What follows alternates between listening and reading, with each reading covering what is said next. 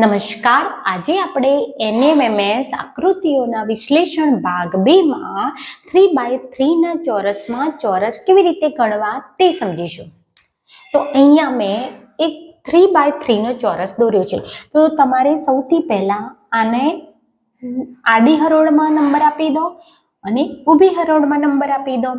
હવે આપણને ખબર છે લાસ્ટ નંબર કયો આવ્યો છે 3, તો 3 નો વર્ગ, એના આગળ 2 નો વર્ગ અને એના આગળ 1 નો વર્ગ, આ બધાના વર્ગનો સરવાળો કરી દઈશું એટલે આપણને કુલ ચોરસ મળી જશે. તો 9 + 4 એટલે 13 અને 13 ને 14.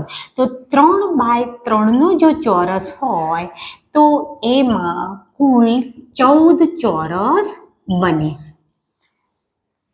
હવે આપણે થોડાક 3x3 ના ચોરસને લગતા થોડાક અલગ પ્રકારના દાખલા જોઈએ. તો અહીંયા મેં એક આકૃતિ દોરેલી છે. તો અહીંયા તમે જોઈ શકો છો કે આ 3x3 નો ચોરસ છે એટલે આપણને ખબર છે હવે કે 3x3 નો ચોરસ હોય તો કુલ ચોરસ કેટલા બને 14. અને હવે અહીંયા તમે જુઓ તો અહીંયા એક ચોરસ બન્યો છે બીજો વધારાનો એટલે 14 ને 1 15 ચોરસ બને છે. તો આ આકૃતિમાં કુલ 15 ચોરસ બને છે. હવે આપણે 3x3 ના ચોરસમાં થોડીક વિશિષ્ટ આકૃતિ જોઈએ. તો અહીંયા મેં 2 આકૃતિ દોરી છે. તો પહેલા આપણે આ સમજીએ. તો અહીંયા પહેલા આપણે જોઈ લેવાનું કે આ કેવો ચોરસ છે.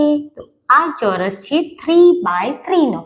તો આપણને ખબર છે કે 3x3 નો ચોરસ હોય એટલે કુલ 14 ચોરસ બને.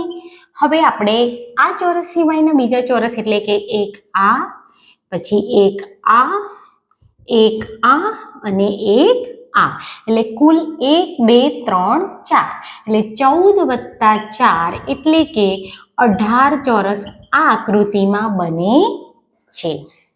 હવે આપણે બીજી આકૃતિ સમજીએ. આ પણ ખૂબ જ સરળ છે. તો અહીંયા કેટલાનો ચોરસ આપ્યો છે તો 3x3 નો.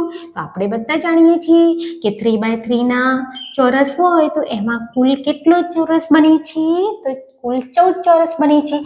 પણ હવે અહીંયા જોઈએ તો અહીંયા પણ ચોરસ છે પણ એ કેવો છે તો 2x2 નો. તો આપણે પાઠ 1 માં શીખ્યા કે 2x2 નો ચોરસ હોય તો કુલ કેટલા ચોરસ બને તો કુલ 5 ચોરસ બને. તો આમાં પણ 5, આમાં પણ 5, આમાં પણ 5 અને આમાં પણ 5 એટલે કે 5 ચોક 20. તો 14 + 20 એટલે કે 34 ચોરસ આ આકૃતિમાં બને. હવે આપણે એક વિશિષ્ટ આકૃતિ જોઈએ. તો અહીંયા આપણે જોઈએ છીએ કે આ 3x3 નો ચોરસ બને છે. તો આપણને બધાને હવે આવડી ગયું છે કે 3x3 નો ચોરસ હોય તો કુલ 14 ચોરસ એમાં બને છે. પણ હવે અહીંયા આપણે જોઈશું તો આ કેટલાનો ચોરસ બને છે તો 2x2 નો. તો આપણને ખબર છે કે 2x2 ના ચોરસમાં કુલ ચોરસ કેટલા બને છે 5.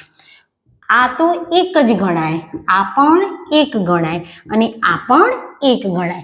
તો આપણા કુલ ચોરસ કેટલા થશે તો 14 માં 5 અને 1 2 3. તો 14 ને 5 19 ને 3 22 ચોરસ આ આકૃતિમાં બને છે.